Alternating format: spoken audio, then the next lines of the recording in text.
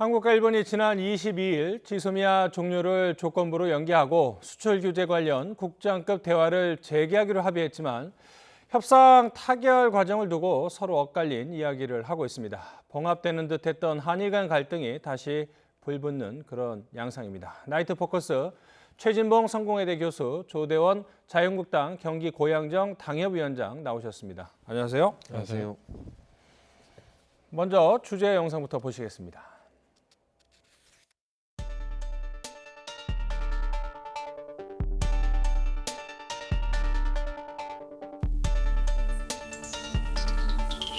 が輸出管理の現状の問題点について改善に向けた意欲を示していると受け止めることができると判断しております。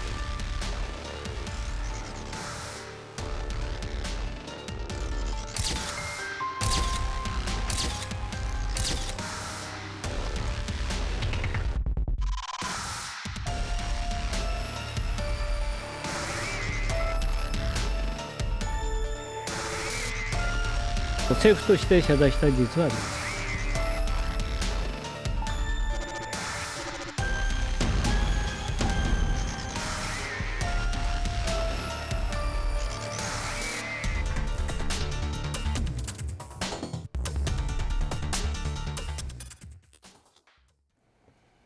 네, 협상 타결 과정 물론 사과 여부를 놓고 우리 정부와 일본 간 진실 공방이 벌어지고 있습니다.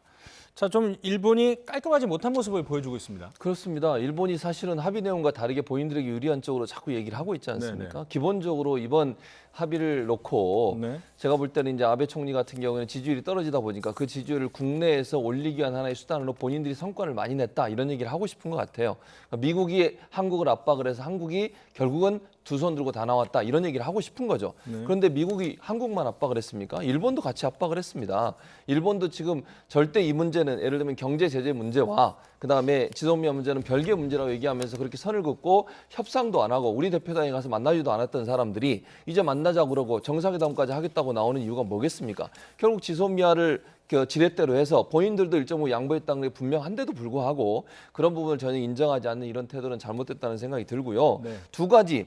그러니까 우리 정부가 문제를 삼는 건 이렇습니다. 첫째는 22일 오후 6시에 동시 발표하기로 합의했잖아요. 네. 그런데 7, 8분 늦게 발표하면서 온갖 자기들 원래 합의문에 없는 내용까지 자기들이 해석해서 다 얘기를 했어요. 본인들이 유리한 쪽으로. 원래는 설명을 달지 않기로 했죠. 않기로 했죠. 예. 간단하게 우리와 똑같이 발표하기로 했는데 자기들 설명 다 달아서 했죠. 두 번째, 한국이 WTO 제소 중단을 먼저 제안했다는 식으로 발표를 해요.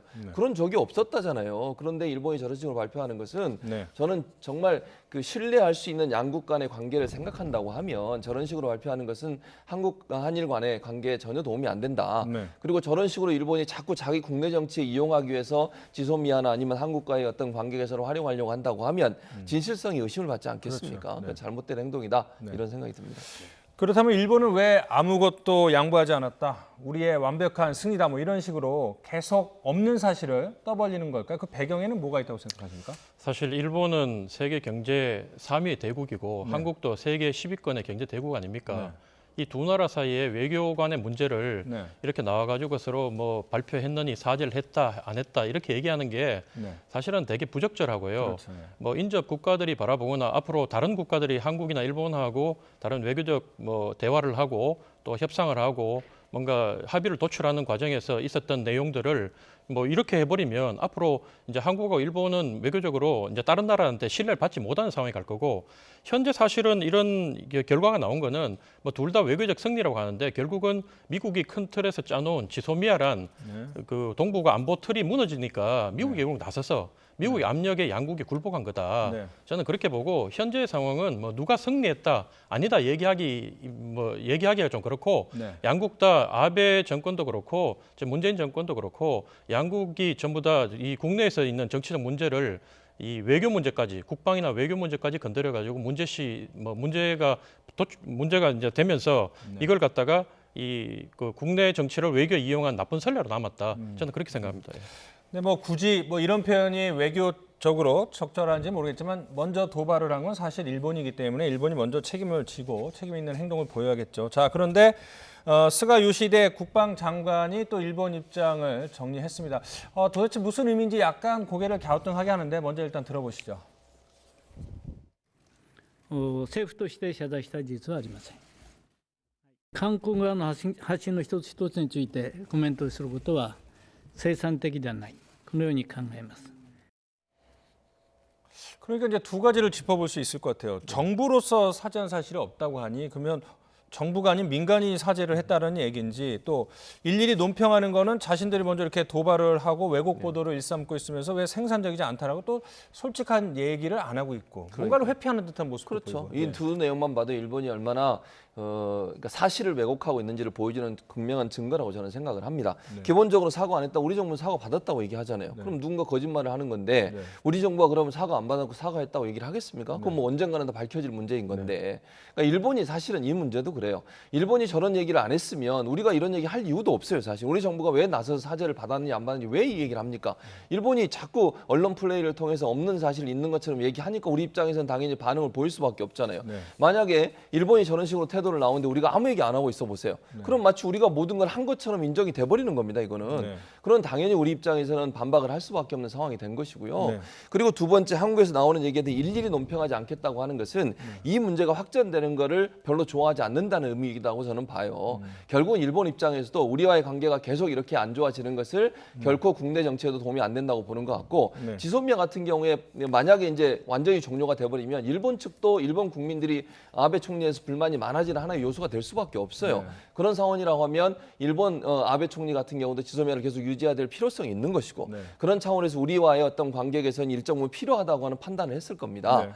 그런 차원에서 이런 일일이 대응하지 않겠다고 하는 것은 관계 개선에 대한 어떤 그 부정적인 영향을 미치는 것으로 작용하는 것까지는 원하지 않는 것 같아요, 본인들은. 그러니까 결국 속내는 뭐냐면 국민들한테, 본인들의 국민들이 일본 국민들한테 우리가 성공했다, 우리가 승리했다라는 말을 보여주고 싶지만 그것 때문에 한국이 반발하는 것들 때문에 또 한국과의 관계가 개선하는데 방해거리로 작용하는 것을 또 싫어하는 아주 이중적인 태도를 보여주는 일본의 태도가 아닌가 이렇게 보여집니다. 그러니까 뭐 어떻게 보면 이제 겉과 속의 다른 모습을 보여주고 있는데, 어쨌든 일본 입장에서는 지소미아를 연장을 하거나 갱신을 하는 게 필요한 상황 아니겠습니까?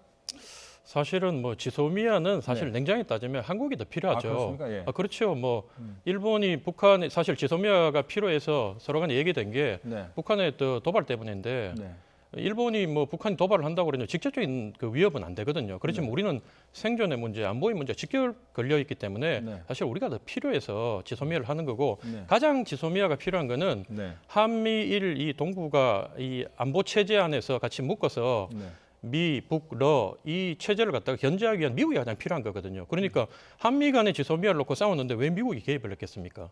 그래서 그런 문제를 따져보면 현재 일본이 판단할 때는 이 문제를 가지고 더욱 문제시 삼는 거는 자국의 이익에 도움이 안 된다고 해서 한 발을 뺀 거고, 더 이상 논란을 해봐야 얻을 게 없다 이렇게 판단하고 지금 한 것 같습니다.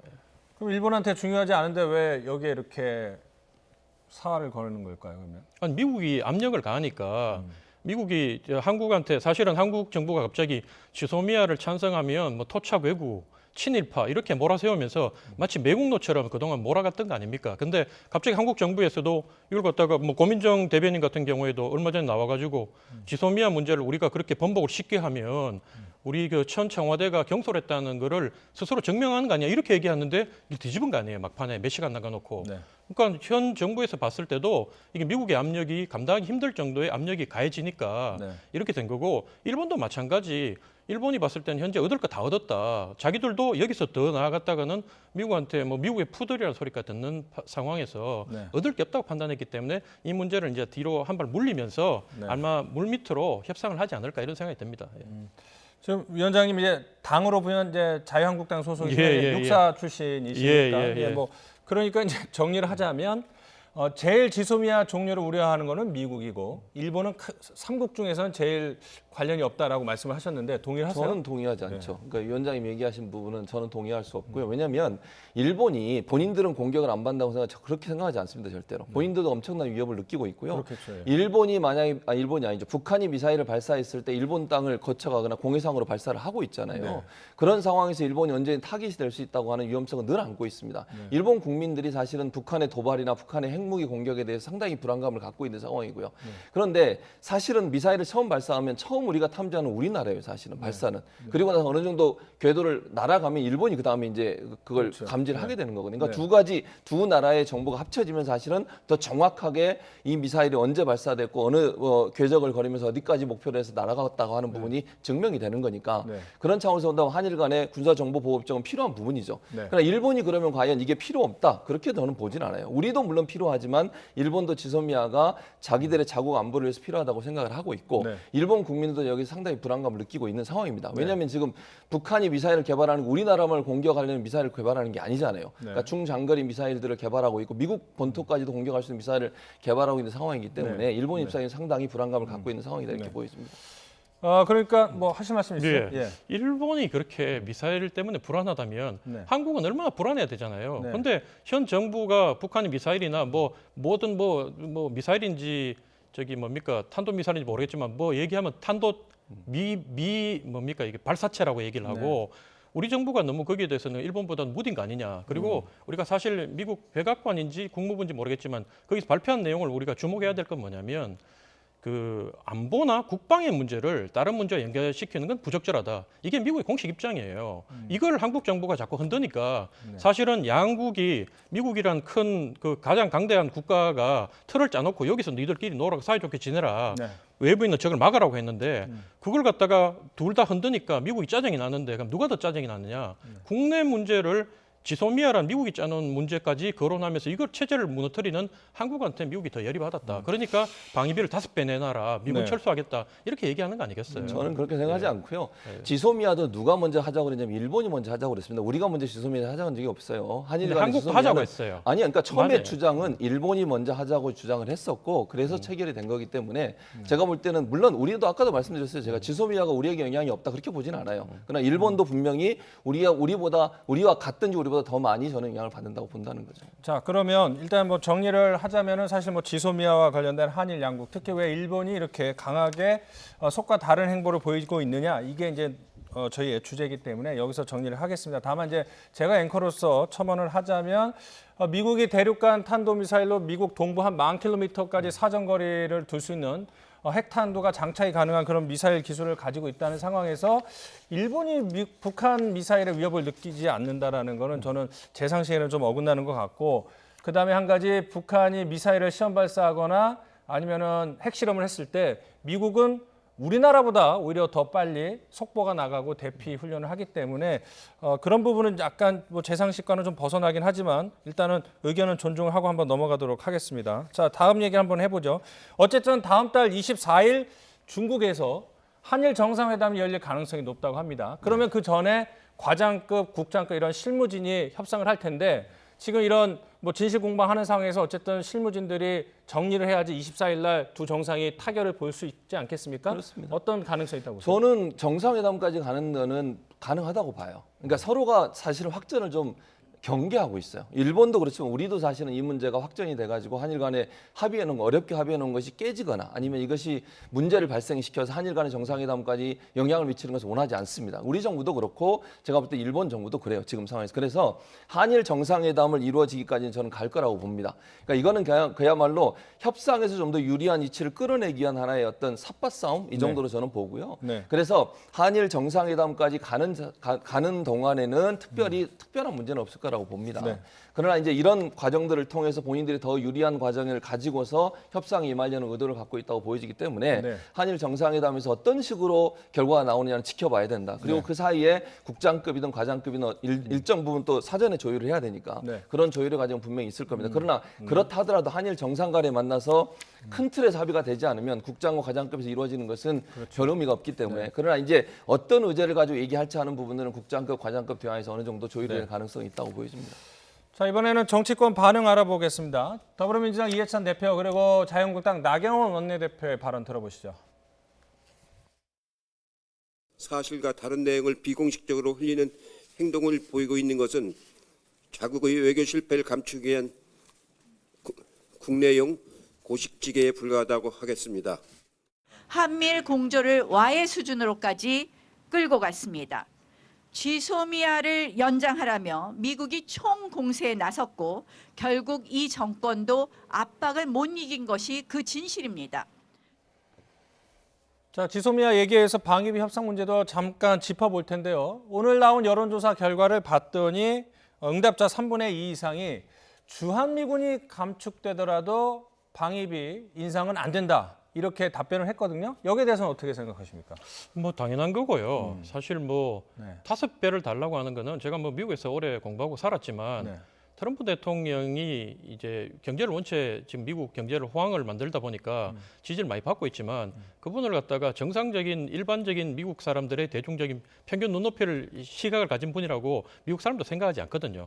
근데 이게 이렇게 방위비를 이렇게 해달라고 얘기하는 거는 미국에서는 어쨌든 자기 자국용으로 쓰고 있는데 네. 협상 카드로 쓰는 거지 5배를 갖다가 달라고 하는 거는 상식적이지 않고 네. 그리고 우리 정부도 이렇게 5배 얘기할 때는 도리어 저는 이번에 지소미아도 봤지만 정말 이 정부가 결기를 갖고 그동안 국내에서 얘기했던 그런 그 주장들이나 뭐 이런 것들을 봤을 때는 이번에 정말 지소미아 깨고 주한미군 나가라. 뭐 안 되면 우리가 핵 개발이라도 하겠다. 이렇게 과감하게 치고 나갈 줄 알았는데 네. 여기서 뭐 꼬리를 접고 나가는 거 보니 국내에서 하는 행동하고 역시 미국하고 접하는 건 좀 다르다. 사실 5배를 달라는 거는 비정상적이잖아요. 네. 예, 이런 경우에는 뭐 국민들 입장에서 봤을 때는 네. 뭐 우리가 이 수용을 하고 안 하고를 떠나서 네. 모욕받았다는 기분이 들죠. 네. 그리고 미국한테는 이제 우리가 요구해야 될 거는 네. 우리가 가장 혈맹으로 미국을 생각했는데 네. 이거는 뭐 말로 설명하기 힘든 돈으로 우리가 표현하기 힘든 돈도 간 관계가 있었는데 이 정도면 거의 당신들은 우리나라를 위해서 지키려고 온 게 아니라 네. 혈맹이 아니라 이 용병이다. 네. 이렇게 치고 네. 자리를 박차고 나가는 그런 전략도 필요했다. 근데 그렇게 못하고 이제 결국 꼬리를 내리고 난 뒤에 국내 와서는 너무 잘했다고 자화자찬하는 모습이 좀 이중적이다. 국민들이 납득이 잘 안 된다. 뭐 이런 생각이 듭니다. 꼬리를 내렸다라는 건 어떤 거를 말씀하시는 거죠? 결국은 뭐 지소미아는 네. 그 저기 여당 입장 봤을 땐 지소미아가 깨더라도 네. 자기들이 얘기했잖아요. 네. 이 지소미아가 없더라도 그동안 우리가 안보하는데 문제가 없었고 네. 문재인 대통령이 2012년도 민주당 대표를 할 때 네. 그 지소미아 그거는 우리를 갖다가 우리 영토를 침범하려는 야욕을 가진 일본하고 무슨 군사 정보를 주고 하느냐 네. 잘못됐다 그랬잖아요. 네. 근데 정권 잡고 나니까 또 허지부지하고 있다가 네. 이번에 그 국내 문제가 불거지니까 지소미아 카드를 들이밀었고 그 미국 입장에서 봤을 때는 그 국내는 문제나 경제 문제나 다른 문제 있으면 동일 조건을 가지고 뭐 서로 보복을 하거나 싸워야 되는데 외교 안보 카드를 가지고 이 들이대니까 미국도 당황했던 거고 네. 그 달래다가 안 되니까 미국에서도 결국은 이런 황당한 내용을 가지고 협박하고 네. 한국 정부는 꼬리를 내린 거 아닙니까 이게 결국. 혹시 뭐 추가 설명 같은 거 해주실 거 있으신가요? 꼬리를 내렸단 말은 저는 적절하지 않다고 보고요. 예. 기본적으로 이 미군 철수 문제는 네. 못하게 돼 있어요. 그러니까 2019년도 회계년도 국방수권법이라고 미국에서 법이 통과가 됐습니다. 네. 이 통과된 법을 보면 22,000명 이하로 미군을 주한미군을 줄일 수 없도록 법에 명기를 해놨어요. 상하원에서 통과를 시켜서. 네. 그리고 지금 다음 달에 아마 통과될 걸로 예상이 되는데 2020년 회계년도 국방수권법, 미국의 국방수권법입니다. 그 법을 보면 지금 현재 우리나라에 주둔하고 있는 미군의 수준이 28,500명 정도 돼요. 그렇죠. 예. 그 이하로 감축을 못하도록 법을 아예 막으려고 하고 있는 거예요. 트럼프가 잘못된 행동을 하고 있으니까 의회가 나서서 주한미군이 우리나라에 주둔하는 것이 미국의 이익에도 도움이 된다. 그런 차원에서 본다면 마음대로 대통령이 주한미군을 감축하지 못하도록 법으로 만들어 놓은 겁니다. 그러니까 이게 물론 협상용으로 그런 말을 할 수는 있지만 네. 실제적으로 주한미군이 철수하거나 없어질 수 있는 상황이 아니에요 지금. 네. 왜냐하면 미국 의회에서 만든 법에 22,000명 현재 법으로도 그렇습니다. 다음 달에 통과될 법에 보면 28,500명을 더 이상 줄일 수 없도록 법을 만들고 있는 상황이에요. 그런 상황이라면 주한미군 철수라고 하는 것은 네. 말을 통해서 그걸 뭐 협상의 지렛대로 활용할지는 모르겠지만 네. 실제적으로 일어날 가능성은 낮다고 보여지고 일정 부분 숫자가 나갈 수는 있겠죠. 네.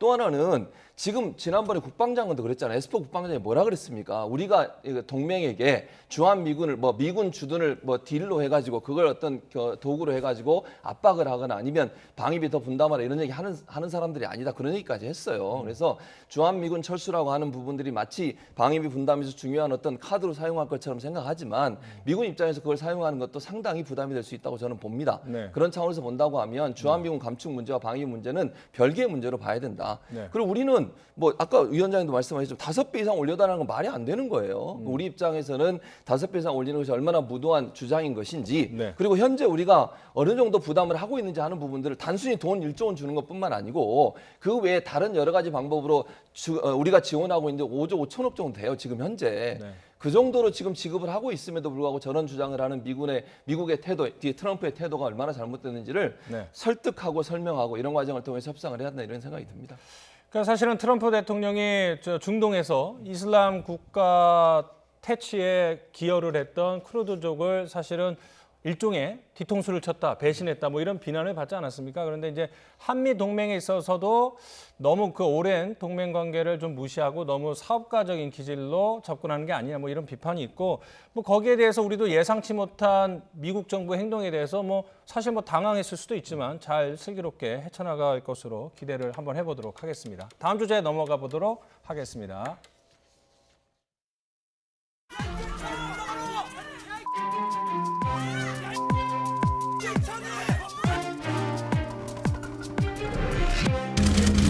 경락이 못해. 저희가 강대로 병원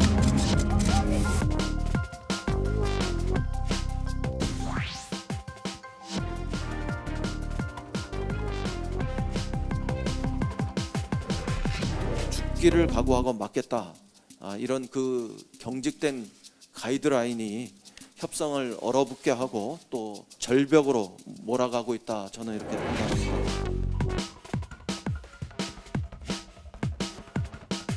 대비는 하고 있는 것으로 알고 있습니다. 대비를 하고 있는데 계시군요.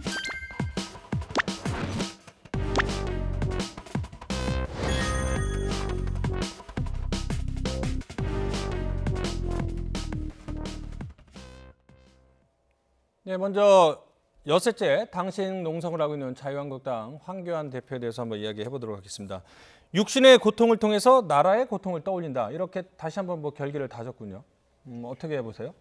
뭐 지금 추운데 네. 나가서 밥 굶으면 힘들잖아요. 네. 거기다가 뭐 그동안은 우리가 그 단식을 하면 반대 진영에서는 뒤로 선거가 뭐 우유 마시지 않느냐, 네. 뭐 하지 않느냐 이렇게 얘기했는데 네. 뭐 지금 다 오픈된 곳에서 단식을 하다 보니까 네. 또 소금도 안 드신다 그러잖아요. 네. 그러니까 뭐 개인마다 체력의 차이에 따라 가지고 네. 이걸 버틸 수 있는 날짜가 뭐 5일도 되고 10일도 되고 되는 건데 네. 지금 어쨌든 사람이 목숨을 걸고 곡기를 끊고 네. 하겠다고 하는데 네. 그게 자기들 보기에는 좀 뭐 마음에 안 들고 정치적으로 보여도 네. 일단은 위로하고 네. 격려하고 네. 거기 가서 뭐 어쨌든 그 달래야 되는데 네. 사람이 지금 뭐 목숨을 걸고 죽겠다고 자기 뛰어내리겠다고 자기 뜻을 관철시키려 하는데 야 뛰어내려봐 너 그걸로 뛰어내릴 수 있겠어? 떨어지면 죽겠어? 이렇게 얘기하면 네. 그걸 지켜보는 주위 사람들은 그걸 네. 보고 도리어 떨어지려고 하는 그 사람을 나무라는 것보다 네. 그렇게 조롱하고 비하하는 쪽을 더 네. 나쁘게 본다. 이거를 지금 여당이 강구하고 있다. 저는 그런 생각이 듭니다. 예. 뭐 참고로 일단은 뭐 여론조사가 뭐 다 정확한 건 아니지만 여론조사 보면은 황교안 대표의 단식에 대해서 한 30%만 공감을 하고 있으니까 그 공감을 얻어내는 거는 결국 황교안 대표나 자유한국당의 몫인 것 같습니다. 뭐 그 부분은 지금 여당에서 조롱하고 이런 문제하고 다르게 네. 지금 뭐 당내에서도 지금 현재 단식하는 게 네. 정말 큰 이슈를 갖고 국민적 공감을 얻을 사안을 갖고 했느냐 네. 이런 자성의 목소리도 당내에서는 있고요. 네.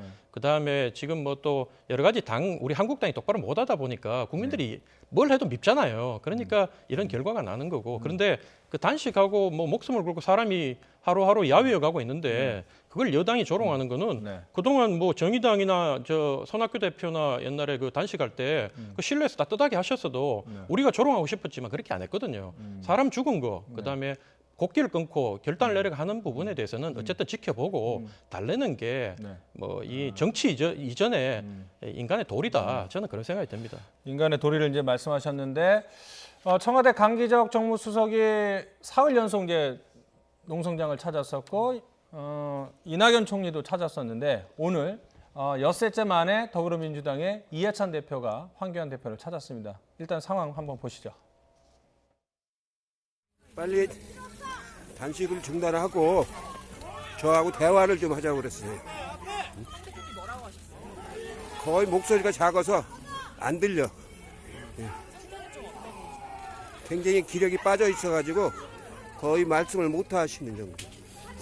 그래서 김도읍 의원님 보고 빨리 단식을 중단하고 나하고 협상을 하자고 그랬어요. 뭐 거듭 말씀드리지만 이제 엿새째 만에 이제 이해찬 대표가 현장을 찾았군요. 예, 그렇습니다. 뭐 아까 말씀하신 것처럼 사실은 대통령이 정무수석을 여러 번 보내서 설명도 하고 지소미아 그러니까 종료가 아니죠. 네. 중단을 선언하고 이러면서 또 설득도 하고 몇 번을 설득을 했죠. 그리고 이낙연 총리도 가셔가지고 직접 만나고 네. 또 이해찬 대표까지 가셔서 전 잘하는 행동이라고 봐요. 저렇게 해야죠. 어쨌든 황교안 대표를 설득해서 단식을 중단하시도록 해야 돼요. 건강도 많이 약해졌고 이 추운 날 저렇게 밖에서 저렇게 있는 것은 정말 위험해요. 그런 차원에서 본다고 하면 황교안 대표께서 빨리 저는 단식을 중단하셨으면 좋겠고 네. 여당에서도 그런 부분을 정말 적극적으로 설득해야 돼요. 그러니까 저도 뭐 개인적으로 뭐 만약에 그런 분이 있다면 조롱하거나 이러면 안 된다고 저는 봅니다. 그러니까 저 단식이 감동이 있냐 없냐 이건 저는 다른 차원의 문제고 그런 문제를 가지고서 뭐 인간적으로 비난하거나 이럴 필요는 없다고 저는 생각을 하고요. 그런 차원에서 본다고 하면 저는 여당이 이런 모습이 계속된다고 생각을 해요.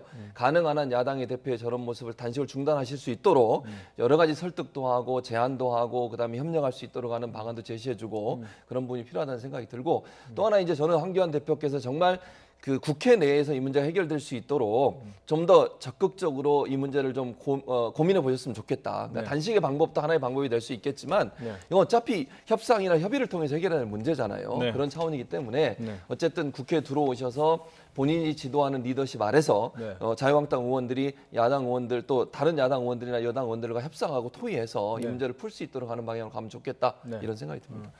자, 오늘 저녁에는 뭐 그동안 SNS를 통해서 황교안 대표를 많이 비난했고 때렸던 홍준표 전 대표도 찾았습니다.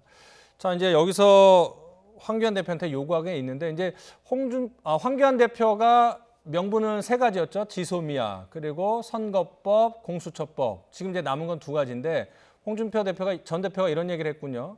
검찰개혁, 공수처법은 받아들이고 선거법을 막는 데 집중해라. 이런 제안 아니면 어떤 조언에 대해서는 어떻게 보세요? 뭐 홍준표 대표님이 네. 요즘 무슨 말을 해도 한국당 내에서는 예. 별로 진지하게 좀 안 받아들여요. 아, 그렇습니까? 예. 왜냐하면 뭐 사람이 좋은 말도 할 수 있고 나쁜 말도 할 수 있는데 이분이 늘 뭐 이렇게 그 어려울 때 애정을 갖고 황교안 대표한테 얘기하거나 당을 위해서 하는 게 아니라 네. 요즘 많이 외로우신지 네. 뭐 자기를 주목해달라고 센 말씀을 하니까 네. 이 당내에서도 공감을 못 얻는 거 아닙니까? 그래서 사실은 패스트 트랙 같은 경우에는 네. 현재 그 뭐 여당은 여러 가지 명분을 내세워서 네. 뭐 국민들이 요구한다 뭐 이런 얘기를 하고 있지만 네. 사실 그 여당에서 요구하는 거는 공수처하고 검경 수사권을 얻기 위해서 자기들이 별로 원하지도 않는데 패스트 트랙을 통해서 연동형 비례대표를 받으려고 하고 네. 그다음 군소정당들은 자기 생존 문제가 걸려 있다 보니까 그거하고 자기들은 사실은 바른미래당 같은 경우에는 공수처법 별로 찬성 안 하면서도 서로 바꾸는 거 아니에요. 네. 그 목적을 위해서 나쁜 사람들이 모여가는 걸 갖고 우리 같은 경우는 이제 야합이라 보기 때문에 네. 이걸 어쨌든 막아야 되고 네. 그러다 보니까 지소미아는 어쨌든 이 하나가 해결이 됐지만 큰 산 넘었지만 야당 대표가 목숨을 걸고 단식함에 있어가지고 패스트트랙이나 이런 부분들이 관철이 되지 않으면 물러서기도 힘든 상황이다. 네. 그렇게 해서 어쨌든 물밑에서 뭔가 좀 여당이 좀 통 크게 양보하고 제1야당을 끌어들여서 네. 빨리 국민들한테 뭔가 합의안을 도출하는 게 맞다. 저는 그렇게 생각합니다.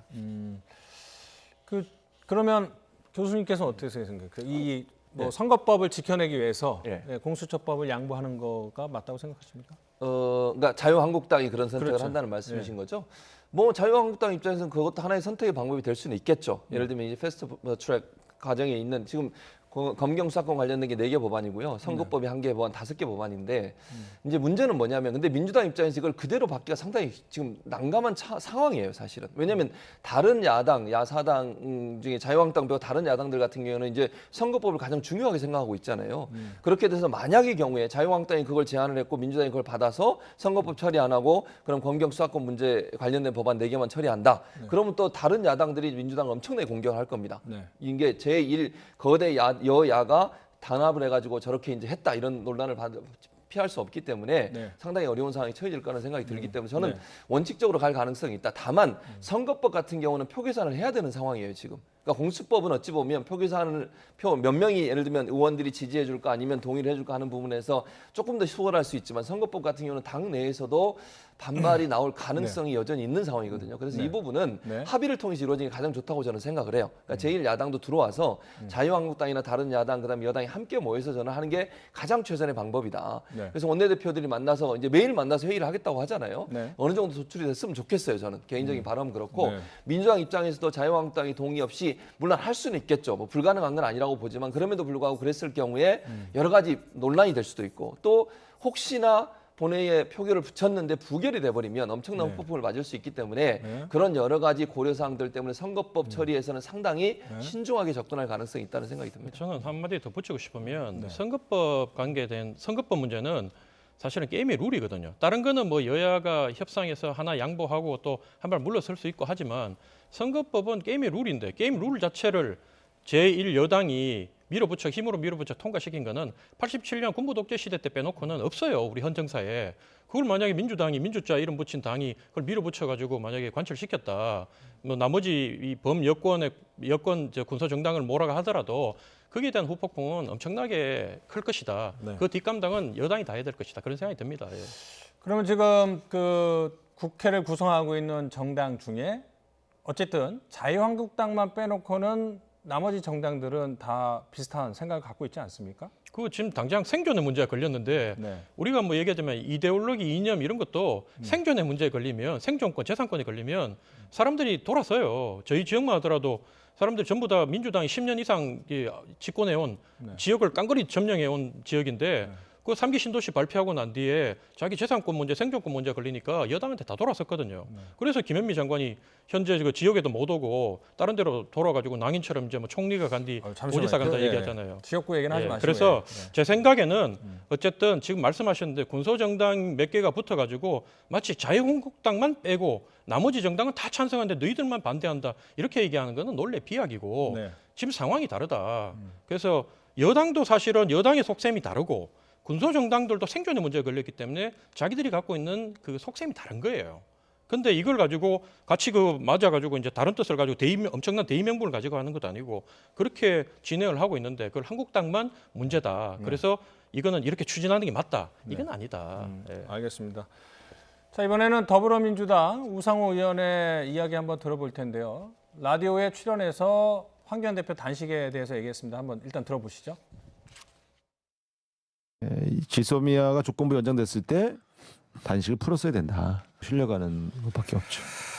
근데 너무 뻔히 보이니까 감동도 충격도 없지 않겠습니까? 그런 측면에서 이 단식은 제가 볼 때는 확실히 시작부터 끝까지가 실패한 단식이다 이렇게 말씀드리겠습니다. 근데 아직은 이제 자, 일단은 단식은 처음부터 실패를 했다고 하는데 자유한국당에서는 지소미아 종료를 연기한 것이 이 황교안 대표의 단식이 영향을 미쳤다라고 해석을 하는데 실제로 그렇게 보시는 겁니까? 뭐 그거는 안 그래도 제가 다른 방송과 그런 질문을 받았는데 방금 조금 전에 그 한국당 내부에서 그런 평가가 있다는데 뭐 그 내부에 저는 안 들어가고요. 사실 좀 합리적으로 생각하는 분들은 이거는 국민들이 똘똘 뭉쳐서 어쨌든 이 어려움을 극복한 거지. 뭐 황교안 대표 혼자 단식해가지고 현 여당이 지금 이렇게 단식하고 있는 것도 실패한 단식이다 조롱하고 있는데 그 황교안 대표가 단식했다고 눈이 하나 깜짝하겠어요. 그는 국민들이 단합해서 바꾼 거지. 뭐 우리 야당이 해가지고 바꾼 건 아니다. 저는 그렇게 생각합니다. 뭐 말씀하시는 거 보니까 이제 주관이 상당히 뚜렷하신 것 같은데 그러면 자 지금 황교안 대표가 삭발을 했을 때 패러디가 이제 많이 나오지 않았습니까? 뭐 긍정적인 패러디도 있었죠. 그리고 그 조국 사태 때 이른바 조국 사태 때 광화문 집회 때 많은 군중이 또 뭐 동원 논란도 있었지만 많이 모이지 않았습니까? 그래서 뭐 정치 초보라는 비난과 달리 결과는 좀 썩 나쁘진 않았다 뭐 이런 평가도 있더라고요. 그렇게 보시나요? 결과가 나쁘지 않았습니까? 뭐 결과 썩 좋은 것 없잖아요. 사실은 현재 여당이 여러 가지 문제점을 노출했고 조국 국면에 있어가지고 사실은 엄청나게 그 국민들 앞에 속이고 거짓말하고 쉴드 치고 이렇게 했는데 그렇게 끝나고 난 뒤에 지금 조국 장관이 사퇴하고 난 뒤에도 줄줄이 계속 문제점들이 도출되고 과거에 그 얼마 몇 달 전에 범여권 관계자들이 얘기했던 부분들이 거짓이거나 오판이었다는 내용들이 다 밝혀지고 있음에도 불구하고 그 누구도 사과하지 않거든요. 뭐 토론회 가봐도 그렇고. 아니 그러니까 제 질문은 그런 황교안 대표의 선택이나 결정, 단식까지 포함해서 이런 것들이 이제 황교안 대표한테 좋은 결과를 가져다 줬냐 이렇게 그러니까 그렇게 문제가 많음에도 불구하고 한국당 지지율이 아직 골드 크로스도 못 하고 있다는 거는 뭐 그렇게 결과가 썩 좋지 않았다. 아, 예. 국민들이 그거는 그거고 네. 뭐 동원했다 그러는데 한국당이 동원이 얼마 해본들 몇 명 했겠습니까? 광화문에 그 많은 국민들이 모였고 근데 그게 태반이 자유한국당 지지자들이 아니에요. 그래서 그대로 갔으면 한국당이 벌써 민주당보다 지지율을 넘어서야 되는데 네. 그걸 못하고 다시 격차가 2주 연속 벌어지고 있다는 거는 네. 결국 단식도 중요하지만 쇄신을 하지 않고는 네. 한국당이 민주당을 따라가지 못한다. 이건 뭐 통렬히 반성해야 된다. 저는 그런 생각이 듭니다. 예. 뭐 자유한국당의 살 길은 결국 쇄신이다. 뭐 이런 쇄신이죠. 말씀을 예, 예. 하셨는데 비슷한 얘기가 오늘 나왔습니다. 김영삼 전 대통령 서거 4주기를 맞아서 그 추모식이 있었는데 여기에서 쓴소리가 나왔습니다. 한번 일단 들어보시죠. 국민들은 자유한국당을 지금 썩은 물이 가득 차 있는 물통으로 보고 있습니다. 이 썩은 물 가득 찬 곳에 맑은 물 몇 바가지 붓는다고 해서 그 통에 물이 맑아지겠습니까? 그러니 황교안 대표가 이 추운 겨울에 단식 투쟁에 나서도 당내에서 조롱밖에 나오지 않는 겁니다. 단식 투쟁이 잘못된 것이 아니라 감동을 주지 못하기 때문입니다. 맞습니다. 자유한국당이 부족하기 때문입니다. 네. 나경원 원내대표의 발언도 있었는데 예, 지금 화면이 넘어왔고요. 죄송합니다. 자, 일단은 뭐 우상호 민주당 의원도 감동이 없다고 그랬고 지금 홍성달 교수도 지금 국민대 교수이긴 합니다만 비대위원을 지냈습니다. 내부에서도 감동이 없다라고 얘기했는데 왜 이렇게 국민의 신뢰나 지지를 얻지를 못하는 걸까요? 그러니까 첫째는 저는 그렇게 생각해요. 자유한국당의 황교안 대표나 나경원 원내대표가 쇄신하는 모습을 제대로 보이지 못하는 것 같아요. 그게 가장 큰 문제라고 저는 보고요. 그러니까 투쟁이라고 하는 것을 너무 그러니까 뭐 예를 들면 집회나 이런 부분을 투쟁하는 모습만 부각이 됐지 대한정당으로서의 어떤 국민의 신뢰를 얻을 만한 어떤 그 정책적인 부분에 대한 지원이라든지 아니면 발표라든지 아니면 당의 변화된 모습을 보여주는 거 이런 부분들이 거의 없었다는 거죠. 그게 저는 큰 문제라고 보고 사실은 5.18 관련해서 망언한 사람들이나 친박 청산 문제 이런 문제가 하나도 해결된 게 없잖아요. 지금 자유한국당이. 탄핵 이후에 정권이 넘어간 다음에 자유한국당이 변화된 모습 없이 그대로 계속 오고 있어요. 지금도. 지금 이번 총선에도 과연 그러면 그런 국민의 쇄신의 목소리라든지 아니면 탄핵에 책임 있는 사람들에 대한 어떤 책임을 묻는 행위라든지 이런 부분들이 과연 있을까 하는 부분에 의문부호가 아직도 남아있는 상황입니다. 그렇다고 하면 과연 얼마 남지 않은 총선에서 국민들이 자유한국당을 지지할 수 있겠냐는 거죠. 그래서 단식도 본인은 어쨌든 뭐 결기를 가지고 투쟁하는 방법으로 그걸 선택을 했지만 그 자체에 대해서 국민들이 별로 감동을 안 하는 거예요. 정말 변화된 모습을 스스로 보여주면서 그렇게 했으면 어찌 보면 국민들이 더 감동도 하고 또 지원도 해줬을 텐데 지금의 자유한국당의 모습을 보면 예전의 구태의연한 모습을 전혀 바꾸지 않은 상태에서 그냥 투쟁적인 모습만 보여주는 쪽으로 가다 보니 그 자체가 시너지 효과를 내지 못하고 그냥 일반적인 사람들이 볼 때는 저렇게까지 해야 되나 하는 그런 어떤 그 부적절한 어떤 또는 의미가 좀 떨어지는 그런 정도의 평가를 받지 못하는 게 아닌가 하는 생각이 듭니다. 그래서 저는 쇄신이나 변화, 그다음에 대한정당으로서 정책적인 어떤 제안 이런 부분들이 함께 가면서 투쟁적인 모습을 해야 될 텐데 그런 부분들이 제대로 안 되다 보니까 결국 저렇게 당 내에서도 또 외부에서도 비난을 하고 또 황교안 대표의 저런 단식이 전 국민적인 공감대를 일으키는 좀 한계가 있지 않나 이런 생각이 듭니다. 자유한국당 왜 이렇게 쇄신을 하기 힘든 정당이 됐을까요? 뭐 최 교수님이 제가 할 말씀 다 해주셨고요. 네. 사실은 한국당이 뭐 바깥으로 비춰진 모습이 권위주의 정당, 그러나 관료 정당 그렇기 때문에 내부에서 좀 이 비판적인 생각을 갖고 있어도 이 쓴소리를 대놓고 이렇게 잘 못하거든요. 근데 지금 오늘 이렇게 교수님이 전 비대위원을 거치신 분이 김영삼 대통령 서거 기념일에 이렇게 얘기했다는 것은 그만큼 이제 한계치에 봉착을 했고. 말씀 맞다나 지금 황교안 대표나 뭐 지도부가 어쨌든 그 쇄신을 하지 않고는 이 국면을 못 넘어간다. 뭐 그런 것들을 단적으로 보여줬다. 쇄신을 못한 이유는 기본적으로 우리 정당이 이제 그 탄핵을 거치고 대통령 모시던 대통령이 감옥에 가고 있는데 그게 누군가 책임이 있지 않겠습니까? 그 책임을 져야 될 사람들이 책임을 지지 못하고 지금 뭐 버티가 도리어 당의 핵심 요직을 꿰차고 얼굴로 나와가지고 총선 전략을 짠다고 그러니 그거를 저희들이 봐도 당내에 있는 좀 생각이 깨인 사람들이 봐도 이게 상식적으로 이해가 안 되고 좀 화가 나는데 국민들은 오죽하시겠습니까? 예, 그런 뭐 좀 한계를 좀 노출하고 있다고 봅니다. 예. 그럼 황교안 대표가 총선 앞두고 물갈이나 쇄신을 성공할 거라고 보세요? 내부의 분위기는 어떻습니까? 뭐 대표님이 원래는 뭐 좀 그 황 대표가 사람이 점잖고 모질지가 못하고 이래서 하겠나 그랬는데 네. 이번에 뭐 단식하는 걸 보고 네.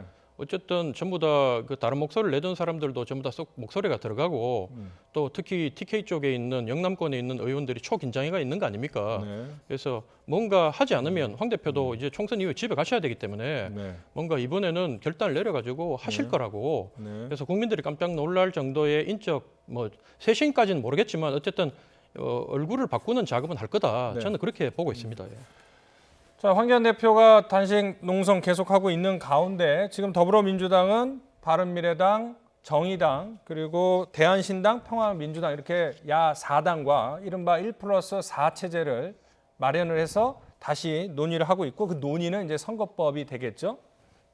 그러면 지금 뭐 자유한국당 얘기를 한 김에 지금 자유한국당이 그러면 협상을 해서 해결하지 않는 이상 그러면 자유한국당 이상에는 계속 막겠다고 하지 않겠습니까? 그렇죠. 막을 수 있는 방법이 실질적으로 있습니까? 협상 말고? 협상 말고는 막을 수 있는 방법이 법적으로는 없죠, 현재로서는. 그러니까 지금 현재 자유한국당이 오늘 뭐 그 모 의원이 인터뷰한 내용을 보면 필리버스터를 하겠다는 말씀도 하셨어요. 근데 필리버스터도 네. 정기국회 끝날 때까지는 막을 수 있어요. 그러니까 정기국회 끝나기 전까지 어쨌든 국회가 마무리될 때까지 정기국회 끝날 때까지 필리버스터 계속하면 그때까지는 막을 수 있죠. 근데 그리고 나서 만약에 임시 회의를 다시 열게 되면요. 임시국회를 다시 개회하게 되면 첫 번째로 그걸 상정해서 표결에 붙이도록 돼 있습니다. 필리버스터 한 걸. 그러다 보니까 그건 막을 수가 없어요, 기본적으로. 그러니까 현재 법 체계 안에서 패스트트랙에 올라와 있는 부분들을 법적으로 막을 수 있는 방법은 없습니다. 뭐 물리력을 동원하지 않는 이상. 근데 물리력을 동원하면서 부담이 될 수밖에 없어요. 지난번에 패스트트랙 과정에서 물리력을 행사해 가지고 그것 때문에 경찰, 검찰 조사를 받고 있는 상황이잖아요. 그렇죠. 그런 상황에 그렇죠. 다시 또 물리력을 행사하기 어려운 상황이 있기 때문에 합의가 아니면 사실은 막을 수 있는 방법은 법적으로는 없습니다. 그러니까 저는 이렇게 생각해요. 민주당 입장에서 근데 지금 현재 올라와 있는 선거법을 통과시킬 거냐? 그건 저는 아니라고 봅니다. 왜냐하면 아까도 제가 잠깐 언급해드렸는데 지금 올라와 있는 법안에 대해서 민주당 내에 있는 의원들 중에도 반발하는 의원이 생길 수 있다고 저는 보고요. 또 다른 야당, 그러니까 이제 자유한국당 빼고 다른 야당 중에 일부 평화당 같은 경우도 사실은 거기에 대해 조금 반대 입장을 보이고 있어요. 그래서 이 만약에 자유한국당 빼고라도 다른 정당끼리 합의해서 처리하더라도 일정 부분 변화가 필요한 상황입니다. 그러니까 선거법이 원래 지금 패스트트랙에 올라와 있는 그 상황 그 자체로는 통과되기는 어렵다. 협의를 통해서 합의를 통해서 일정 부분 변화가 필요하고 저는 거기에 자유한국당은 들어와야 된다고 개인적으로 생각을 합니다. 그러니까 결국은 협상밖에 없겠군요. 그럼요. 예, 그런 협상을 방법밖에 해야 되는데 아마 자유한국당도 참여를 안 할 수는 없을 것 같고 그 명분을 아마 좀 찾고 시기를 좀 지켜보지 않을까 이런 생각도 듭니다. 나이트 포커스 오늘은 여기서 마무리 짓도록 하겠습니다. 두 분 말씀 고맙습니다.